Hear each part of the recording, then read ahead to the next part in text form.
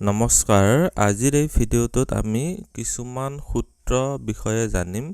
আৰু এই ভিডিঅ'টো সকলোৰে কাৰণে কিয় বহুত ইম্পৰ্টেন্ট হৈ যায় ইয়াতে মই বহুত সিম্পল ষ্টেপত কম যে আপোনালোকৰ জন্ম চক্ৰত গ্ৰহ এটাৰ স্থিতি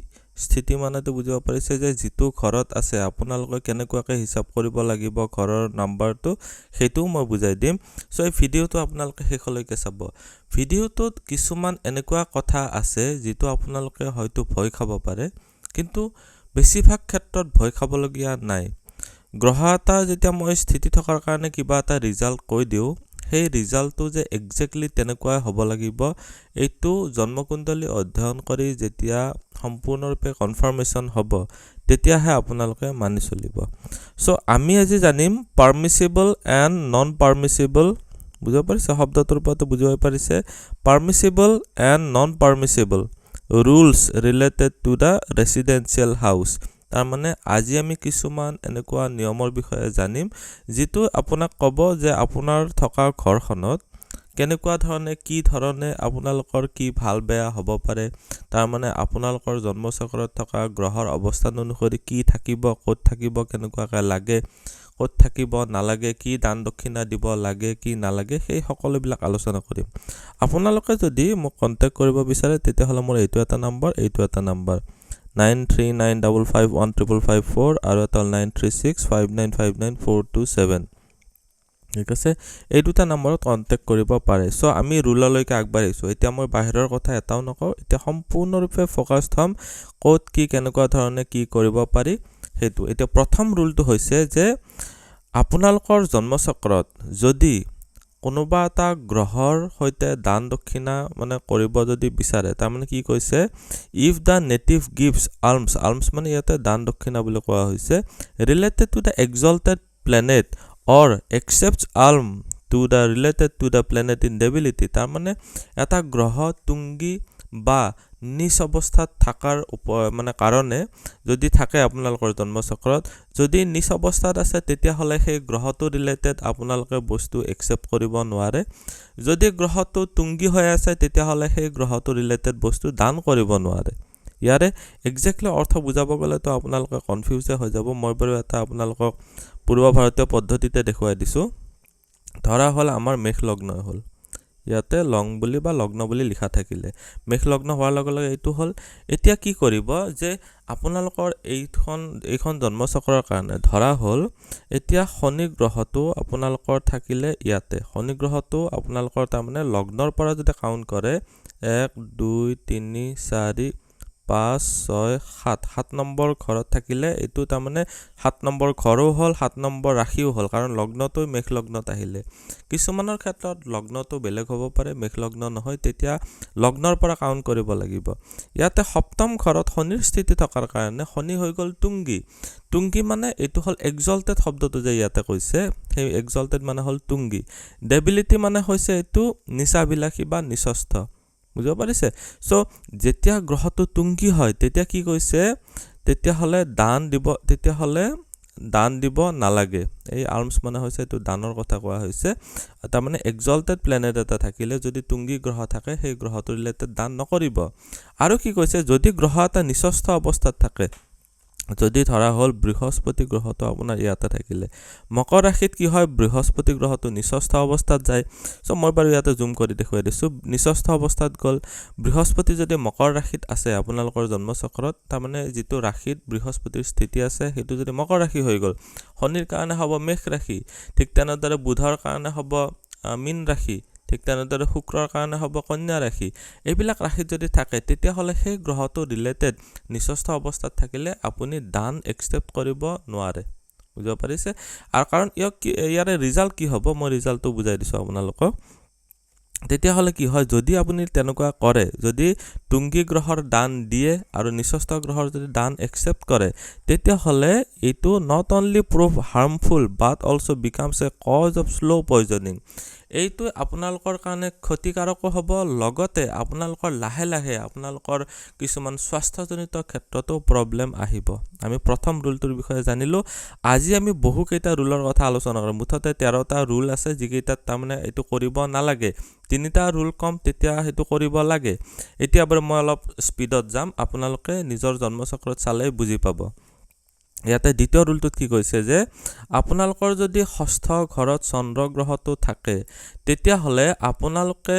কোনো ধৰণৰ দান বৰঙনি দিয়ে হওক বা নিজে হওক কোনোবা ৰাজহুৱা ক্ষেত্ৰত পানী খোৱা কুৱা বা পানীৰ বিতৰণ যাতে ফ্ৰী অফ কষ্ট নকৰে তাৰ মানে বিনামূলীয়াভাৱে আপোনালোকে যদি মানে ইয়াতে কন্ডিশনটো এইটো যে মুন ইন দা 6th হাউস তাৰ মানে চন্দ্ৰ গ্ৰহটো যদি ষষ্ঠ ঘৰত থাকে মই ইয়াতে বাৰু দেখুৱাই দিছো আপোনালোকৰ জন্মচক্ৰত মই বুজাবৰ সুবিধা হবৰ কাৰণে লগ্নটো মেঘ লগ্নই লৈছো আপোনালোকক যাতে কাউন্ট কৰি থাকিব নালাগে তেতিয়া হৈ গল ষষ্ঠ ঘৰ এটো 6th হাউস ঠিক আছে সো 6th হাউস কোনটো হ'ব আপোনালোকৰ কাৰণে এইটো ঘৰ 6th হাউসত যদি ইয়াতে যদি চন্দ্ৰ গ্ৰহটো থাকি গল ইয়াতে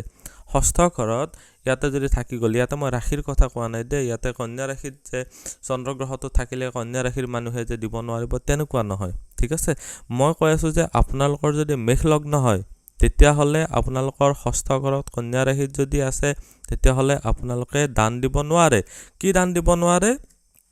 বিনামূলীয়াভাৱে খোৱা পানীৰ বিতৰণ কৰিব নোৱাৰে ৰাজহুৱা খণ্ডত আপোনালোকে যেটো পাব্লিকে ইউজ কৰিব জনসাধাৰণে ৰাইজে ইউজ কৰিব তেনেকুৱা জায়গাত আপোনালোকে পানী খোৱা কুৱা নিৰ্মাণ কৰিব নোৱাৰে এনেকুৱা কৰিলে কি হ'ব ইয়াতে কি হ'ব যে ইয়াতে এনেকুৱা যদি আপোনালোকে যদি দান দক্ষিণা দিয়ে তেতিয়া তাৰে প্ৰবলেমটো হ'ব যে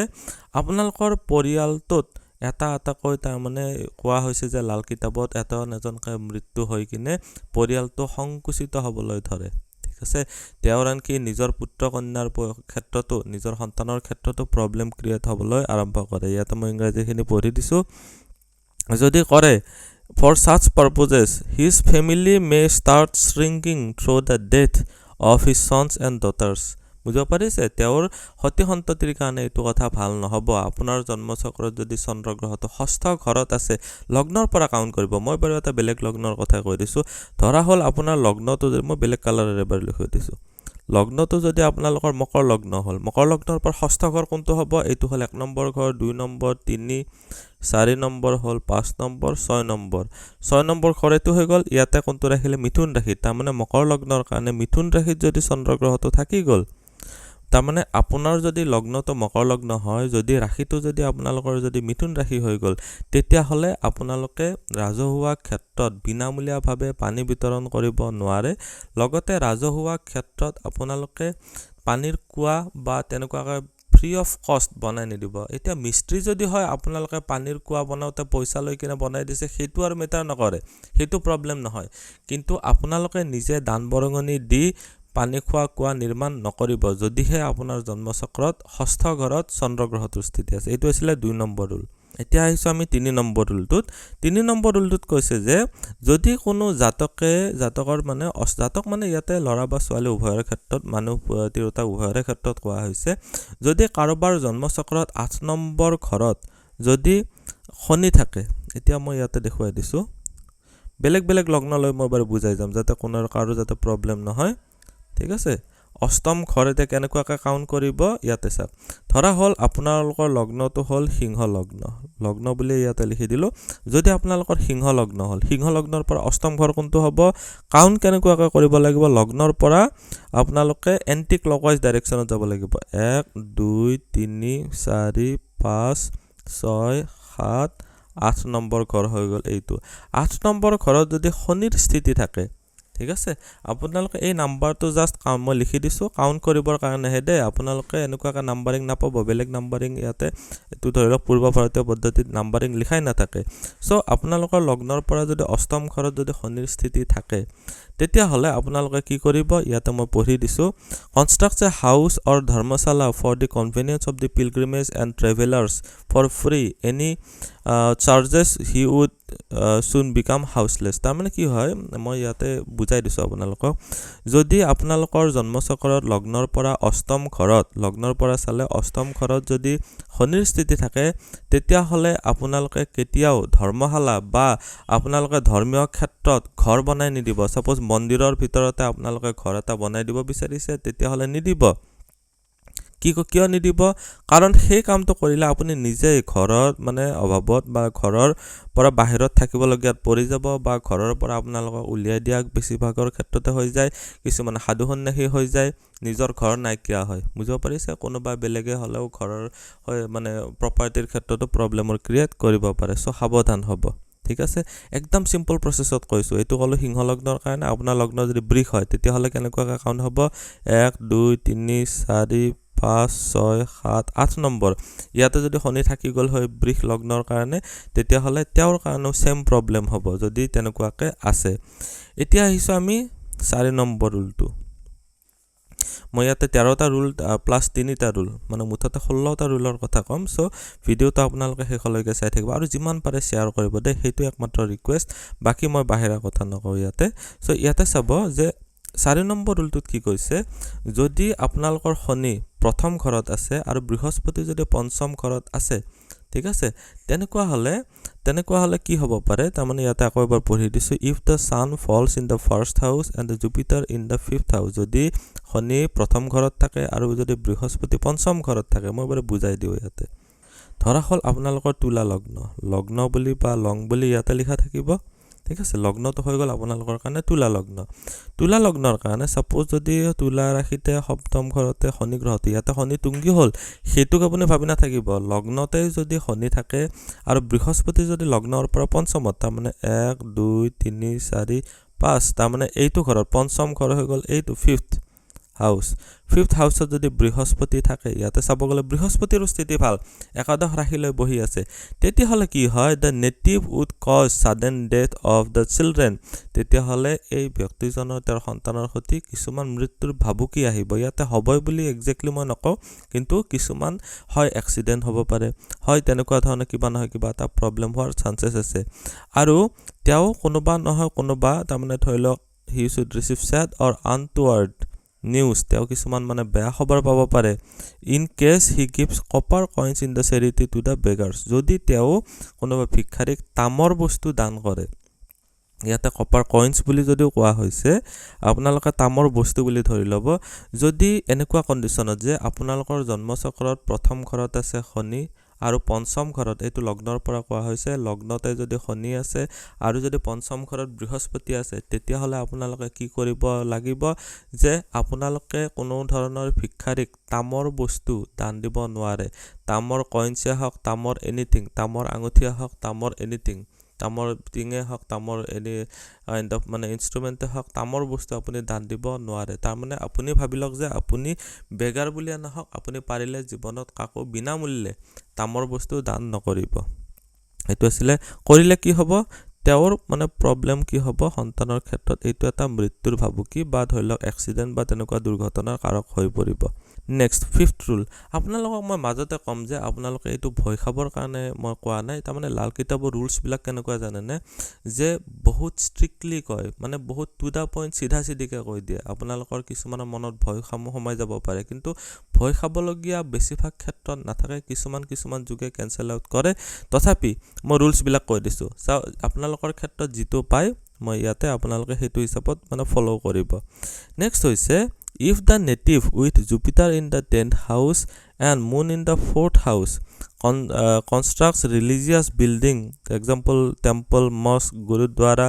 or church etc he may falsely implicated and may be sentenced to death তাৰ মানে কি কোৱা হৈছে যদি আপোনালোকৰ জন্মচক্ৰত লগ্নৰ পৰা দশম ঘৰত ধৰা হল আপোনালোকৰ কুম্ভ লগ্ন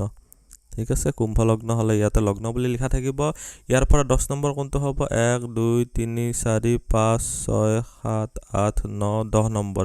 এইটো ঘৰত যদি আপোনালোকৰ বৃহস্পতি আছে ঠিক আছে লগ্নৰ পৰা দশম ঘৰত যদি বৃহস্পতি থাকিলে আৰু চতুৰ্থ ঘৰত যদি চন্দ্ৰ থাকিলে 1 2 3 4 নম্বৰ এইটো ঘৰত যদি চন্দ্ৰ থাকি গল মানে আপোনালোকৰ লগ্নৰ পৰা চাব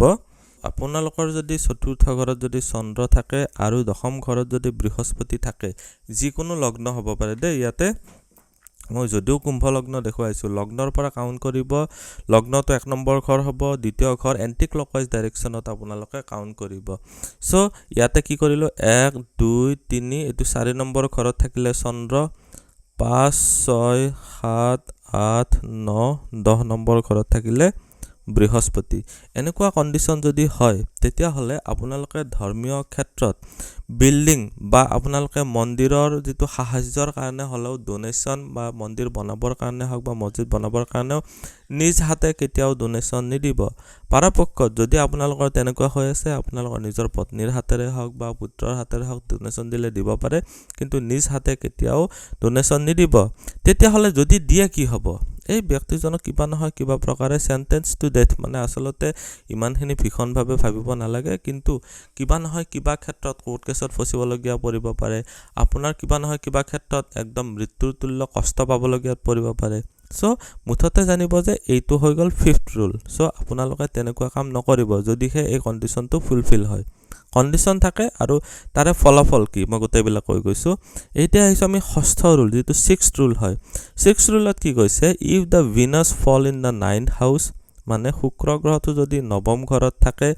and the native provides monetary help or scholarship to the needy people এটো এটা ভাল কাম হা স্কলারশিপ আৰু মানে ধৰি লওক যাক প্ৰয়োজন হয় তেনেকুৱা মানুহক যদি আপোনালোকে যদি মনিটাৰী সাপোৰ্ট দিয়ে যদি টকা পইচাৰ যদি সহায় কৰে it would cause him to acute financial crisis তাৰ মানে এনেকুৱা কৰিলে তেওঁৰ টকা পইচাৰ হানিহে হ'ব বা টকা পইচাৰ ইনকামৰ ক্ষেত্ৰত প্ৰবলেম ক্ৰিয়েট হ'ব তেওঁ তাৰ মানে ভাল কাম কৰিব যাওতে তেওঁৰ বেয়াহে হ'ব আলটিমেটলি বুজিব পাৰিছে এতিয়া মই দেখুৱাই দিছো এটা বেলেগ লগ্ন লৈ ধৰা হল আপোনালোকৰ কাৰণে মিথুন লগ্ন সো বেলেগ বেলেগ লগ্নলৈ মই বুজাই গৈ আছো মিথুন লগ্ন এটা মিথুন লগ্ন হলে মিথুন লগ্নৰ পৰা নৱম ঘৰটো চাব লাগিব 1 নম্বৰ 2 3 4 5 6 7 8 9 যদি আপোনালোকৰ শুক্ৰ গ্ৰহটো সোমাই আছে এই ব্যক্তিজনে কি কৰিব নোৱাৰে তেওঁ টকা পইচাৰে বা স্কলাৰশিপ এইবিলাক দি পেলাই কোনোবা ধৰিলক প্ৰয়োজনীয় যাৰ প্ৰয়োজন হৈছে তেনেকুৱা মানুহক সহায় কৰিব নোৱাৰে আপুনি যদি কৰে কি হ'ব আপোনাৰ ফাইনান্সিয়াল ক্ৰাইসিস হ'ব যিমান উপাৰ্জন হৈছিল উপাৰ্জনত বাধা আহি যাব সাপোজ আপুনি কিবা ব্যৱসায় কাৰোবাৰ কৰি আছিল তাতে প্ৰবলেমৰ ক্ৰিয়েট হ'ব এটা হৈছে আমি 7 নম্বৰ 7 নম্বৰ প্ৰবলেমটোৰ ক্ষেত্ৰত 7 নম্বৰ ৰুল আসলতে ৰুল আৰু ফলাফল if the moon falls in the 12th house প্ৰথমতে কি কৈছে চন্দ্ৰ গ্ৰহটো আছে 12 নম্বৰ ঘৰত এন্ড দা নেটিভ মানে ইয়াতে যিজন জাতকৰ মানে জন্মকুণ্ডলীত চোৱা হৈছে fits religious persons or preacher or opens an institution for social welfare যদি আপোনাৰ জন্ম চক্ৰত চন্দ্ৰ গ্ৰহটো যদি দ্বাদশ ঘৰত আছে প্ৰথমতে মই কন্ডিশনটো দেখুৱাই দিছো ধৰা হল আপোনালোকৰ এটো হল কন্যা লগ্ন ইয়াতে লগ্ন বুলি লিখা আছে ঠিক আছে এতিয়া কন্যা লগ্নৰ কাৰণে 12 নম্বৰ ঘৰ হ'ব কোনটো এইটো কেনেকুৱাকৈ হ'ব 1 2 3 4 5 6 7 8 9 10 11 12 এই 12 নম্বৰ ঘৰত যদি চন্দ্ৰ গ্ৰহটো পৰি যায় কন্যা ৰাশিৰ অধিপতি তাৰমানে কন্যা লগ্নৰ লগ্ন অধিপতি বুধৰ যতে স্থিতি নহক তাৰ ওপৰত মেটাৰ নকৰে কন্যা লগ্নৰ কাৰণে যদি সিংহ ৰাশিত যদি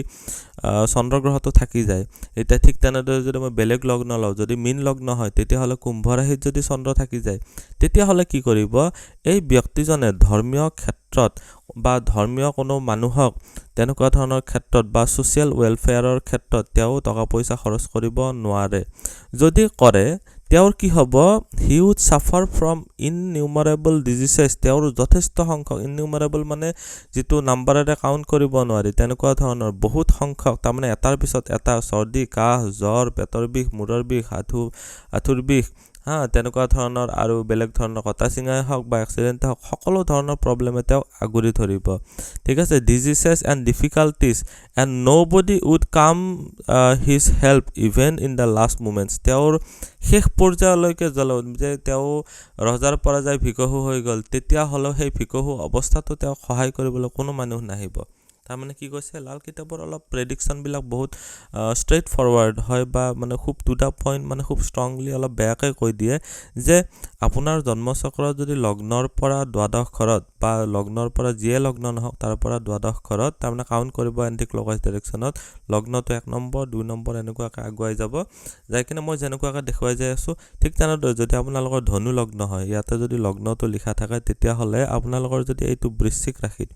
লগ্নৰ পৰা এনেকুৱাকৈ কাউণ্ট কৰিলে 12 নম্বৰ আহি পেলাই ইয়াতে পৰিব এইটোৰ ঘৰত পৰিব ইয়াতে বৃশ্চিক ৰাশিত যদি আপোনালোকৰ ধনু লগ্নৰ কাৰণে যদি চন্দ্ৰগ্ৰহটো পৰি গ'ল তেতিয়াহ'লে কি কৰিব আপুনি কোনো ধৰণৰ প্ৰিচাৰ বা যি ধৰ্মযাজক থাকে বা ধৰ্মৰ কথা প্ৰচলন কৰে বা পুৰোহিত বা তেনেকুৱা ধৰণৰ কোনো মানুহক আপুনি দান দিব নোৱাৰে দান মানে কি আচলতে এইটো খোৱা বস্তু দানৰ কথা কৈছে খুওৱা যদি তেনেকুৱা মানুহক যদি খোৱা লোৱাৰ কিবা যদি ব্যৱস্থা কৰে বা ধৰ্মীয় ক্ষেত্ৰত যদি আপোনালোকে যদি ইনষ্টিটিউশ্যন কিবা এটা খোলে যে এটা অনুষ্ঠান খুলিছে য'ত মানুহক খোৱা লোৱা মানে এনেকুৱা কৰা হয় ঠিক আছে তেনেকুৱা যদি কৰে তেতিয়াহ'লে কি কৰিব এই ব্যক্তিজনৰ একাধিক বেমাৰে আগুৰি ধৰিব আৰু লাষ্ট মোমেণ্টলৈকে আনকি সহায় কৰা মানুহো নাপাব ঠিক আছে নেক্সট ইয়াতে আহিলে এতিয়া 8 নম্বৰ ৰুলটো এইবিলাক সব লাল কিতাপৰ ৰুল দে লাল কিতাপৰ ৰুল মই এজ ইট ইজ হুবহু তাৰমানে মই ইংৰাজী এডিশ্যনটো পঢ়ি আছোঁ চ' সেইটোৰ কাৰণে পঢ়িছিলোঁ আগতেও পঢ়িছিলোঁ নতুনকৈ পঢ়োঁতে ভাবিলোঁ কি যে আপোনালোককো জনাওঁ যে এই যদি আপোনালোকে এই ৰুলছবিলাক যদি আপোনালোকে মানি চলে তেতিয়াহ'লে বহুত প্ৰব্লেমৰ পৰা বাচি থাকিব পাৰিব কিছুমানে এতিয়া ইয়াতে সব ক্ষেত্ৰতে আপোনালোকে এটা বস্তু দেখিব পাৰিছে যে ডোনেশ্যনৰ কথা কোৱা হৈছে ডোনেশ্যন দান দক্ষিণা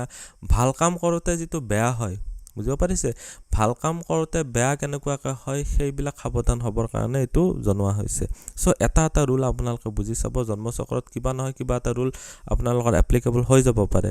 এতিয়া চাব 8 নম্বৰ ৰুলটোত কি কৈছে যে বৃহস্পতি যদি আপোনালোকৰ সপ্তম ঘৰত থাকে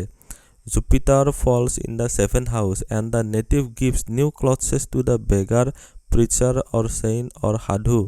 তাৰমানে এই যাৰ জন্মচক্ৰত সপ্তম ঘৰত যদি বৃহস্পতি আছে তেওঁ যদি ইয়াতে অৱশ্যে এটা কথা আছে নিউ ক্লথছ নতুন কাপোৰ যদি দিয়ে পুৰণা কাপোৰ দিলে ইমান প্ৰব্লেম নহয় যদি সাপোজ ঠিক আছে মই বাৰু ইয়াতে আপোনালোকক দেখুৱাই দিছোঁ আপোনালোকৰ বুজাত সুবিধা হ'ব এটা লগ্ন লৈ দেখুৱাই দিলে ধৰা হ'ল আপোনালোকৰ কৰ্কট লগ্ন বুলি ইয়াতে লিখা থাকিলে ঠিক আছে কৰ্কট লগ্নৰ কাৰণে বৃহস্পতি সপ্তমত মানে ইয়াৰ পৰা 1 2 3 4 5 6 7 নম্বৰ ঘৰত যদি ইয়াতে যদি বৃহস্পতি থাকে বেলেগ ক্ষেত্ৰত বৃহস্পতি ভাল হ'ব পাৰে কিন্তু এই ব্যক্তিজনে যদি নতুন কাপোৰ কোনোবা ভিক্ষাৰী বা দুখীয়া বা তেনেকুৱা মানুহক যদি দান কৰে অথবা তেওঁ যদি কোনোবা সাধু সন্ন্যাসীক যদি বা কোনোবা ভকত বা কোনোবা ধৰি লওক পুৰোহিতক যদি নতুন কাপোৰ দান কৰে যেনেকুৱা ধুতি গেঞ্জিয়া দান কৰিছে বা ভিক্ষাৰী কোনোবা এটা চোলা পিন্ধা চলাই দিছে এটো ক্ষেত্ৰত কি হ'ব ইটোত মেক হিম পোৰ এই বস্তুটো এই দানটোৰ পৰা তেওঁ দুখীয়াহে হ'ব এই যিজনে দান দিছে his children would also be badly affected আৰু তেওঁৰ সন্তানৰ ক্ষেত্ৰতো এইটো এটা কুপ্ৰভাৱ পৰিব বুজিব পাৰিছে এটা পুণ্যৰ কাম কৰোতে কেনেকুৱাকৈ আপোনালোকৰ কাৰণে প্ৰব্লেম ক্ৰিয়েট হ'ব পাৰে এইটো লাল কিতাপত কোৱা হৈছে বুজিব পাৰিছে মই আকবাৰ কৈ দিছোঁ আপোনালোকৰ লগ্নৰ পৰা সপ্তম ঘৰত যদি বৃহস্পতি থাকে তেতিয়াহ'লে আপোনালোকে নতুন কাপোৰ পৰাপক্ষত কাকো দান নকৰিব তাৰে ভিতৰতো স্পেশালি নকৰিব যে এতিয়া চাওক দান নকৰিব মানে এইটো মিনিং এইটো নহয় যে আপোনালোকে নিজৰ বাচ্চাটোক কাপোৰ কিনি দিব নোৱাৰিব নতুন কাপোৰ দিব পাৰিব কাক নোৱাৰে বেগাৰ মানে ভিক্ষাৰী আপোনালোক প্ৰিচাৰ মানে যি ধৰ্মৰ এইবিলাক মানে এই কৰি থাকে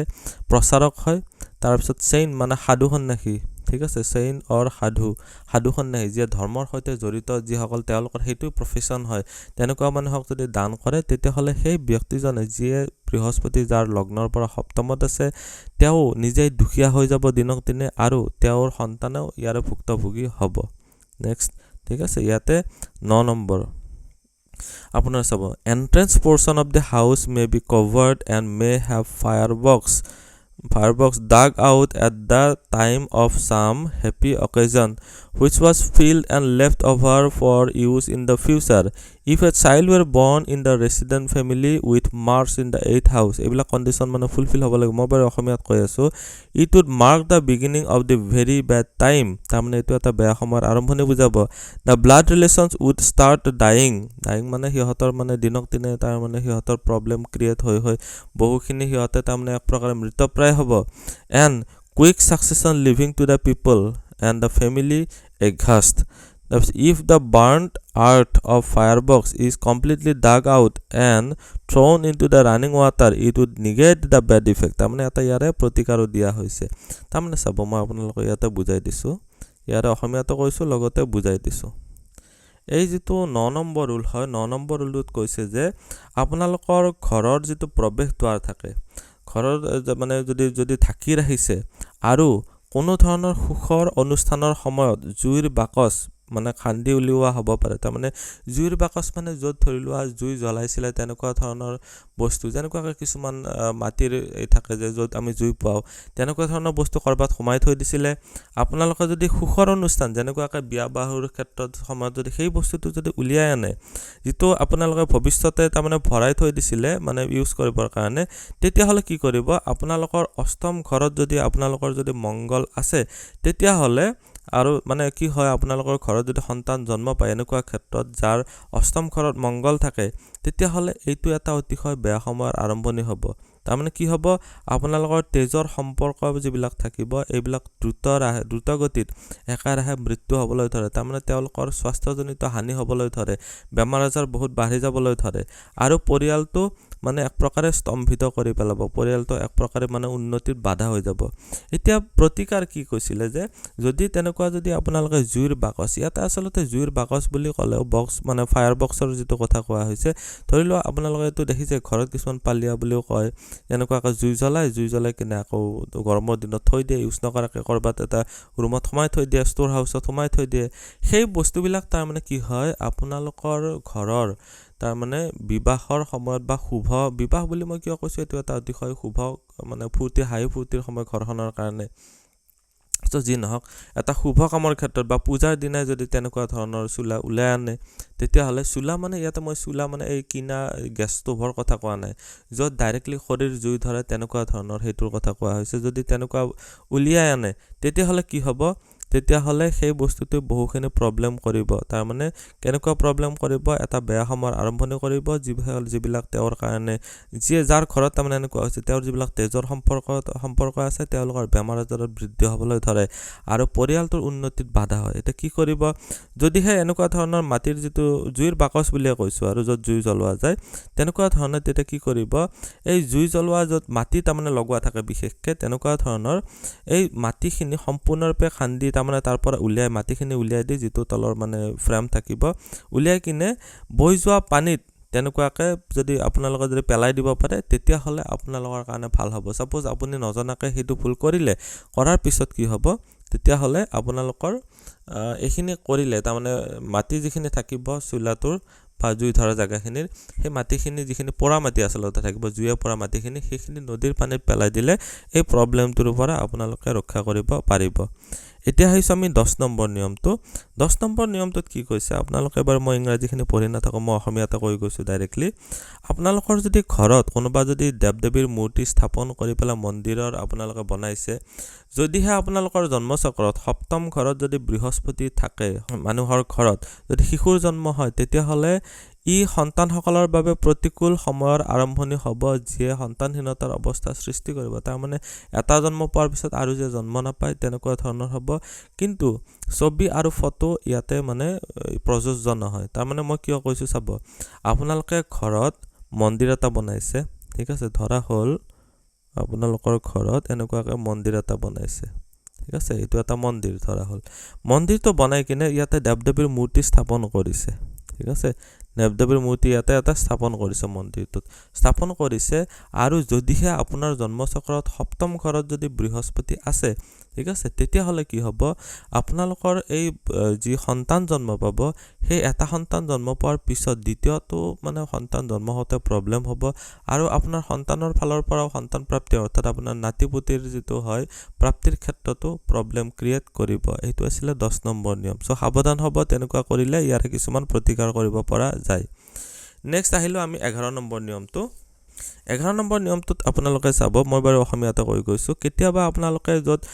ঘৰত যেটো প্ৰৱেশ দ্বাৰ থাকে প্ৰৱেশ দ্বাৰত সোমায়ে ঘৰটোৰ সোফালে যদি আন্ধাৰ যদি এটা চুক বা কোঠা যদি থাকে যত বিশেষকৈ লাইট জ্বলোৱা নাযায় বা ষ্ট'ৰ হাউস কৰি থৈ দিছে বা আপোনালোকে যত ধৰি লোৱা জুই নজ্বলাই তেনেকুৱা যদি জায়গা আছে তেতিয়া হলে বা আপোনালোকৰ যদি এই এৰিয়াটোৰ পৰা যেটো যত মানে আন্ধাৰ চুক আছে আন্ধাৰ চুকৰ পৰা যদি বায়ু ভেন্টিলেটৰ বা দুৱাৰ বা খিৰিকিৰে যদি বাহিৰলৈ ওলাই যায় বায়ু আৰু পোহৰৰ মানে ইয়াতে যদি সংস্পৰ্শ হয় তেনেকুৱা জাগাৰ পৰা তেতিয়া হলে সেই পৰিয়ালটো ধ্বংস হৈ পৰে বুলি কোৱা হৈছে তেতিয়া হলে এনেকুৱা কথা যদি আপোনালোকৰ থাকে মানে আপোনালোকৰ ঘৰৰ মুখ্য দুৱাৰে সোমাই ৰাইট হ্যান্ড সাইডত কোৱা হৈছে দে সবতে থাকিলে কথা নাই বেলেগ জায়গাত থাকিলে কথা নাই সোমাই যদি আঘাতে বা হোহাতে যদি এনেকুৱা এটা আন্ধাৰ কোঠা থাকে তেতিয়া হলে সেই আন্ধাৰ কোঠাটোত আপোনালোকৰ হাওবতা সোমাব নালাগে বা ডাইৰেক্টলি ৰ'দৰ পোহৰ পৰিব নালাগে ঠিক আছে তেতিয়া হলে কি কৰিব যদি এনেকুৱা কোঠাটো যদি আছে আপোনালোকৰ যদি প্ৰবলেমেটিক হৈ আছে তেতিয়া হলে কোঠাটো প্ৰথমতে ভঙাৰ আগতে তাৰে অল্টাৰনেটিভ হিচাপে ডাইৰেক্টলি যাতে পোহৰ নপৰা আগতে বেলেগ এখন ছাদ বনাই লৈ বা টিং লগাই লৈ কিনেহে আপোনালোকে ডাইৰেক্টলি পোহৰ নপৰাকৈ লৈ পেলাই পিছত ভাঙিব ৰুমটো যদি তেনেকুৱা যদি অংশ যদি মুকলি কৰিব বিচাৰে খিৰিকি যদি লগোৱা আছে তেতিয়া হলে প্ৰথমতে কি কৰিব যাতে খিৰিকিখন বা ৰুমটোৰ যদি আপুনি মুকলি কৰি দিয়ে যাতে ডাইৰেক্টলি পোহৰ নপৰে প্ৰথমতে তাৰ কাৰণে আগতীয়াকৈ আৰু এখন তাৰমানে মই আপোনালোকক দেখুৱাই দিছো সাপোজ আপোনালোকৰ ঘৰৰ এন্ট্ৰিটো হৈছে এনেকুৱাকৈ হোহাতা মানে এইটো সাইডত সাপোজ এইটো হৈ গল আপোনালোকৰ এটা আন্ধাৰ কোঠা মই বাৰু ব্ল্যাক কালাৰেৰে দেখুৱাই দিছো এইটো এটা হল আন্ধাৰ কোঠা এই কোঠাটো কোনো ধৰণৰ খিৰিকি নাই এতিয়া এই এনেকুৱাকৈ মানে স্থিতি থকাটো এইটো আপোনালোকৰ কাৰণে ভাল নহয় এতিয়া কি কৰিব কি যে যদি এইটো যদি মুকলি কৰিব বিচাৰে বা খিৰিকি লগাই পেলাই আপোনালোকৰ যদি বা খিৰিকি লগোৱা যদি আছে তেতিয়া হলে অলপ বেছি প্ৰবলেম খিৰিকি যদি লগোৱা থাকে তেতিয়া হলে যদি ঘৰটো যদি এই ঘৰটো যদি ভাঙি দিব যদি বিচাৰে সোমাই ৰাইট হ্যান্ড সাইডত পোৱা আন্ধাৰ ৰুমটো যদি ভাঙি দিব বিচাৰে প্ৰথমতে কি কৰিব এই ঘৰটোক আবৰি পেলাই ওপৰত তিন পাত লগাব ঠিক আছে বা আপোনালোকে কিবাখন চাল এখনে হক বা বেৰ এখনেৰে হক বা ঢাকি ল'ব প্ৰথমতে আন্ধাৰ কৰি ল'ব তাৰ পিছতহে এইটো ঘৰ ভাঙিব নহলে আকৌ ইয়াতে প্ৰবলেম কৰিব তেতিয়া হলে কি কৰিব প্ৰবলেমটো এইটোই যে আপোনালোকৰ ফ্যামিলিৰ সুখ শান্তি ই নাইকিয়া কৰি দিব যদি এনেকুৱা কোঠাত যদি আপোনালোকৰ যদি হাওবতা সময় থাকে তেতিয়া হলে ই সুখ শান্তিটো নাইকিয়া কৰি দিব এটা 12 নম্বৰ নিয়ম এই 12 নম্বৰ নিয়মটো হৈছে অকনমান দীঘলীয়া মই আপোনালোকক অসমীয়াতে কৈ দিছো আপোনালোকে ভালদৰে শুনি ল'ব 12 নম্বৰ নিয়মটো কৈছে যে কেতিয়াবা আপোনালোকৰ অলংকাৰ বা সোণৰ গহনা হওক বা ধন সম্পত্তি হওক সুৰক্ষিত কৰিবৰ কাৰণে আপোনালোকে সাপোজ এটা মানে আলমিৰাই ৰাখিছে বা এটা ধৰিলক মানে ধৰিলক ষ্ট্ৰং বক্স বুলি যেটো কোৱা হয় ষ্ট্ৰং ৰুম বুলিও যেটো কোৱা হয় বেংকত আচলতে ষ্ট্ৰং ৰুম বুলি কয় ঠিক আছে সো আপোনালোকৰ যদি ঘৰত থবৰ কাৰণে এটা যদি মজবুত আলমাৰি আছে ঠিক আছে যত টকা পইচা থবৰ কাৰণে বা গহনা ৰাখিবৰ কাৰণে এটা বিশেষ স্পেশাল সেকশন এটা হোটালি এটা আছে তেতিয়া হলে কি হ'ব জানেনে এই বাকসটো আপোনালোকে খালি কৰি ৰাখিব নালাগে তাৰমানে তাতে টকা পইচা বা গহনা তাতে নিশ্চয় থব যিটোৰ যাৰ কাৰণে উদ্দেশ্যে যেটো বনোৱা হৈছে যদি তাৰ পিছতো যদি খালি কৰি ৰাখে তেতিয়া হলে কি হ'ব বুধ গ্ৰহটো আপোনালোকৰ বুধৰ প্ৰভাৱটো তাৰমানে কাৰ্যক্ষম নহব অৰ্থাৎ আপোনালোকৰ পৰিয়ালটো কিছুমান অনিশ্চিততা আৰু অবিশ্বাস হৈ পৰিব পৰিয়ালৰ মাজতে ঠিক আছে বুধ গ্ৰহটো তাৰমানে বুদ্ধিমত্তাৰ কাৰক মিলাপ্ৰীতিৰ কাৰক হৈ যায় সো এনেকুৱাকৈ আপোনালোকৰ যদি একো থব পৰা যদি নাই সাপোজ আপোনাৰ সোণা গহনাৰ অভাৱ বা টকা পইচাৰ অভাৱ কিন্তু বাকস এটা আছে থবৰ কাৰণে বা যেটো একচুয়ালি আপোনালোকে বনাইছিলে টকা পইচা বা আপোনালোকে গহনা থবৰ কাৰণে বনাইছিলে তেতিয়া হলে কি কৰিব এনেকুৱা ঠাইত যদি একো থব পৰা নাযায় তেতিয়া হলে আলমন্ড মানে মই ইয়াতে লিখি দিছো আলমন্ড বা খেজুৰ নহলে বা কিছুমান মিঠা বস্তু থাকে আলমন্ড বুলি মই ইয়াতে লিখি দিলো আলমন্ড নহলে বা খেজুৰ নহলে বা মিঠা বস্তু কিবা নহয় কিবা এটা তাতে থৈ দিব ঠিক আছে কেইটামান আলমন্ডস থৈ দিছে নহলে বা খেজুৰ থৈ দিছে কেইটামান নহলে বা মিঠা বস্তু কিবা এটা ইয়াতে থৈ দিব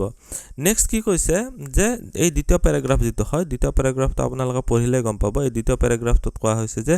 আপোনালোকৰ ঘৰৰ মুকলি মাটি বা কেঁচা মাটি যেটো হয় ঠিক আছে ঘৰৰ মজিয়াত যদি আপোনালোকৰ পকি নথকাকৈ যদি মুকলি কেঁচা মাটি আছে বা মাটিৰ যদি আপোনালোকৰ মজিয়া হয় তেতিয়া হলে এইটো হৈছে শুক্ৰ গ্ৰহটোৰ ইংগিত যদি ঘৰটো এনেকুৱা স্থানৰ পৰা বঞ্চিত হয় তেতিয়া হলে কি হ'ব আপোনালোকৰ শনিৰ কাৰণে আপোনালোকৰ ৰোগৰ প্ৰভাৱ সক্ৰিয় হ'ব তাৰ মানে আপোনালোকৰ ঘৰটো যদি সব গোটাই পকি অলপ যদি সালৰ তলত আপোনালোকৰ টিঙৰ তলত যদি অকনমান যদি মাটি ওলাই থকা নাই তেতিয়া হলে কি কৰে এইটো আপোনালোকৰ বহুতৰে ক্ষেত্ৰত ম্যাক্সিমাম মানুহৰ ক্ষেত্ৰতে হ'ব যে ঘৰটো গোটাই পকি কৰি থৈ দিছে অলপ মাটি ওলোৱা নাই তেনেকুৱাটো হয় বেছিভাগৰ ক্ষেত্ৰতে তেনেকুৱা হয় এইটো কি কৰিব জানেনে এইটো তাৰমানে শনি গ্ৰহটোৰ তাৰমানে প্ৰভাৱটো তাৰমানে খুব সক্ৰিয় কৰি তুলিব আৰু ই পাৰিবাৰিক জীৱন সন্মান যিবিলাক প্ৰতিপত্তি আৰু মহিলাসকলৰ স্বাস্থ্যৰ বিশেষকৈ ক্ষতি কৰাব বুজিব পাৰিছে গতিকে শুক্ৰৰ তাৎপৰ্যপূৰ্ণ যিবিলাক প্ৰবন্ধ থাকে তাতে প্ৰতিষ্ঠা কৰিব লাগিব ঘৰত যেনেকুৱাকৈ গৰু বা টকাৰ গছ মানে আচলতে মানি প্লান্টৰ কথা কোৱা হৈছে বা আলুৰ গছ মানি প্লান্ট আৰু আপোনালোকে গৰু তেতিয়াহ'লে ঘৰত ৰাখিব লাগিব যদি আপোনালোকৰ তেনেকুৱাকৈ মাটি ওলাই থকা নাই নহ'লে প্ৰব্লেম ক্ৰিয়েট কৰিব শনিক বহুত পাৱাৰফুল কৰি তুলিব আৰু শনি ৰিলেটেড যিবিলাক বেমাৰ থাকে লং টাৰ্ম যিবিলাক বেমাৰ হয় কিছুমানৰ কেঞ্চাৰ হয় কিছুমানৰ স্বাস্থ্যজনিত কমপ্লেইন হয় যিবিলাক বহুত মানে বিষৰ ক্ৰিয়েট কৰে তেনেকুৱা ধৰণৰ আপোনালোকৰ প্ৰব্লেম ক্ৰিয়েট কৰিব এতিয়া আহিছোঁ অন্তিম নম্বৰটো নিয়ম যিটো প্ৰব্লেম ক্ৰিয়েট কৰে তাৰপিছত আমি জানিম যিবিলাক আমাৰ কাৰণে ভাল কি কৰিব পাৰে সেইটো বিষয়ে জানিম এতিয়া 13 নম্বৰ নিয়মটোত কোৱা হৈছে যে আপোনালোকৰ দক্ষিণ দিশৰ পিনে যদি ঘৰটোৰ আপোনালোকৰ ধৰা হ'ল এইটো ঘৰ ইফালে হ'ল উত্তৰ ইফালে হ'ল দক্ষিণ ইফালে হ'ল পূব আৰু ইফালে হ'ল পশ্চিম ঠিক আছে এতিয়া ঘৰটোৰ দক্ষিণ দিশৰ পিনে যদি আপোনালোকৰ যদি গেট থাকে তেতিয়াহ'লে এইটো আপোনালোকৰ মহিলাসকলৰ বাবে ছোৱালী বা তিৰোতাসকলৰ কাৰণে এইটো এটা অশুভ লক্ষণ কাৰণ ই দক্ষিণৰ ডাইৰেকশ্যনত তাৰমানে এইটো হয় এইটো ছাইডতে যদি আপোনালোকৰ ঘৰৰ মেইন গেটখন যদি আছে তেতিয়াহ'লে আপোনালোকৰ এইটো ছোৱালীসকলৰ বাবে বা তিৰোতাসকলৰ বাবে এইটো এটা ভাল নহ'ল কাৰণ এইটো এটা বৈধব্যৰ কাৰণ তাৰমানে বিধৱাৰ মানে এইটো স্থান হয় চ' সেইটো ডাইৰেকশ্যনতে যদি আপোনালোকে যদি গেটটো বনাই দিয়ে তাৰমানে আপোনালোকৰ পুৰুষসকলৰ কাৰণে এইটো এটা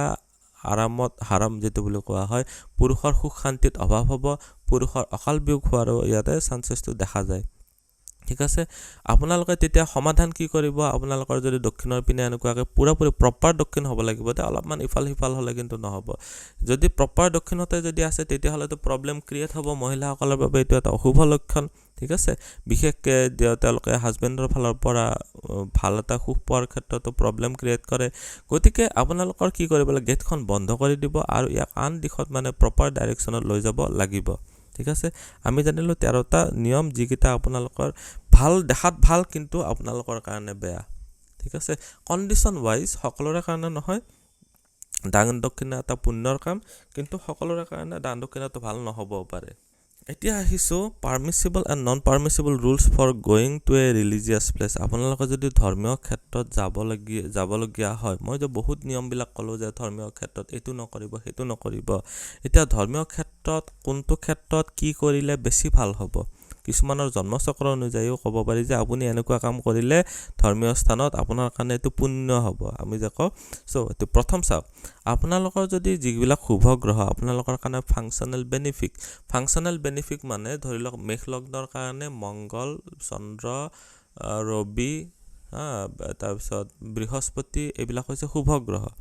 যদি এনেকুৱাকৈ বা যদি বৃষ লগ্ন হয় তেতিয়াহ'লে আপোনালোকৰ কাৰণে শুক্ৰ শনি এইবিলাক হ'ল শুভ গ্ৰহ বা বেনিফিক প্লেনেট যদি এনেকুৱা গ্ৰহই দ্বিতীয় আৰু দ্বাদশ ঘৰত যদি অৱস্থান বা স্থান দখল কৰে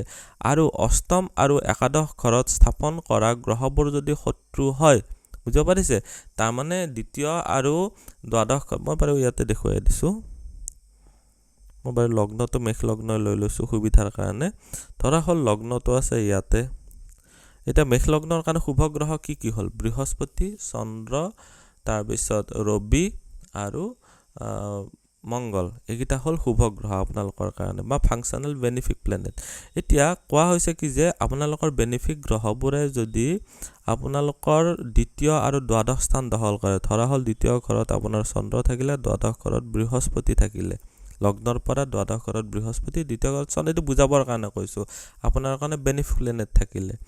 আৰু যিবিলাক শত্ৰু গ্ৰহ হয় যেনেকুৱাকৈ শত্ৰু গ্ৰহ মানে লগ্ন অধিপতিৰ শত্ৰু হ'ল ইয়াতে শনি ঠিক আছে আৰু তেতিয়াহ'লে কি হয় শত্ৰু গ্ৰহ যদি অষ্টম আৰু একাদশ স্থানত স্থাপিত হয় সাপোজ আপোনালোকৰ অষ্টম ঘৰ হৈ গ'ল এইটো একাদশ ঘৰ হৈ গ'ল এইটো মানে 8 নম্বৰ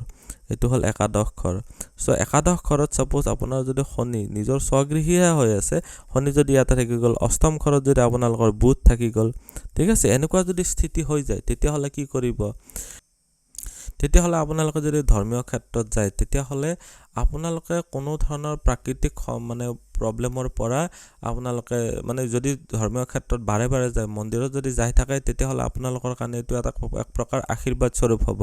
তাৰমানে আপোনালোকৰ কাৰণে ধৰ্মীয় স্থানলৈ যোৱাটো শুভ হ'ব তাৰ মানে কি বুজি পাইছে যদি আপোনালোকৰ কাৰণে যিবিলাক বেনিফিক বা শুভ গ্ৰহ বা লাভদায়ক গ্ৰহ হয় সেইবিলাক যদি দ্বিতীয় বা দ্বাদশ ঘৰত থাকে আৰু যদি অষ্টম আৰু একাদশ ঘৰত আপোনালোকৰ কাৰণে শত্ৰু গ্ৰহ থাকে তেতিয়াহ'লে আপোনালোকৰ কাৰণে ধৰ্মীয় ক্ষেত্ৰলৈ যোৱাটো বা মন্দিৰ বা মছজিদলৈ যোৱাটো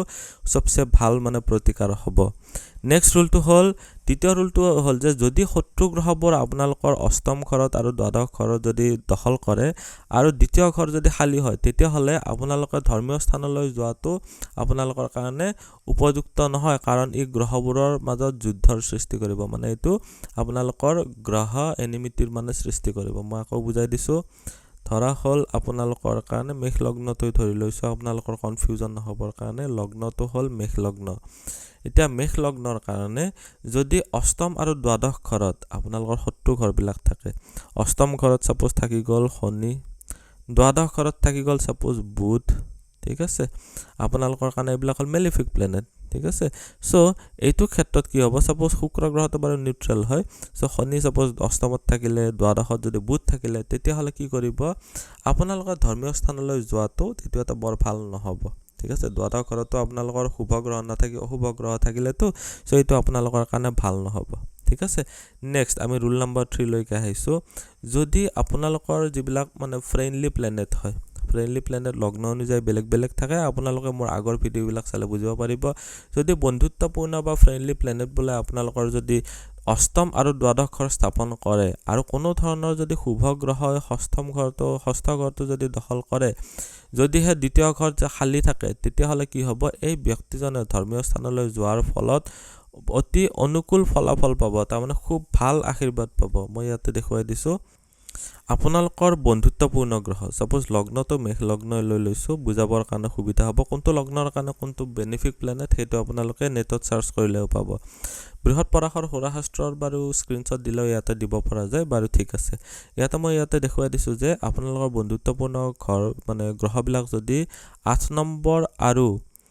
দ্বাদশ ঘৰত যদি দখল কৰে আৰু আপোনালোকৰ যদি বেনিফিক প্লেনেট গ্ৰহটো কোনো ধৰণৰ বেনিফিক প্লেনেটে আপোনালোকৰ যদি ষষ্ঠ ঘৰত যদি দখল কৰে আৰু দ্বিতীয় ঘৰ যদি খালী হয় তেতিয়াহ'লে কি হ'ব এই ব্যক্তিজনে ভাল এটা ধৰি লোৱা মানে ভাল এটা আশীৰ্বাদ পাব যদিহে তেওঁ ধৰ্মীয় ক্ষেত্ৰলৈ যায় এতিয়া অষ্টম ঘৰত ধৰা হ'ল বৃহস্পতি আহি গ'ল যদি দ্বাদশ ঘৰত সাপোজ আহি গ'ল লগ্ন অধিপতিৰ মিত্ৰ চন্দ্ৰই আহি গ'ল ঠিক আছে তাৰপিছত আপোনালোকৰ আৰু কি কৈছে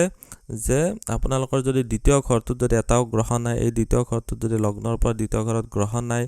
ঠিক আছে আৰু যদি শুভ গ্ৰহ এটাই যদি আপোনালোকৰ ষষ্ঠ ঘৰত সাপোজ মংগল গ্ৰহটো ইয়াতে আহি গ'ল ঠিক আছে শুভ মানে ইয়াতে আপোনালোকৰ কাৰণে বেনিফিক প্লেনেটৰ কথা কোৱা হৈছে মংগল গ্ৰহটো লগ্ন অধিপতি হোৱাৰ কাৰণে আপোনালোকৰ কাৰণে বেনিফিক প্লেনেট হ'ল এনেকুৱা যদি কণ্ডিশ্যন হয় তেতিয়াহ'লে আপোনালোকে যদি ধৰ্মীয় ক্ষেত্ৰত যদি বাৰে বাৰে মন্দিৰত যাই থাকে এইটো আপোনালোকৰ কাৰণে সৌভাগ্য সুখ সমৃদ্ধিৰ বৃদ্ধি কৰাব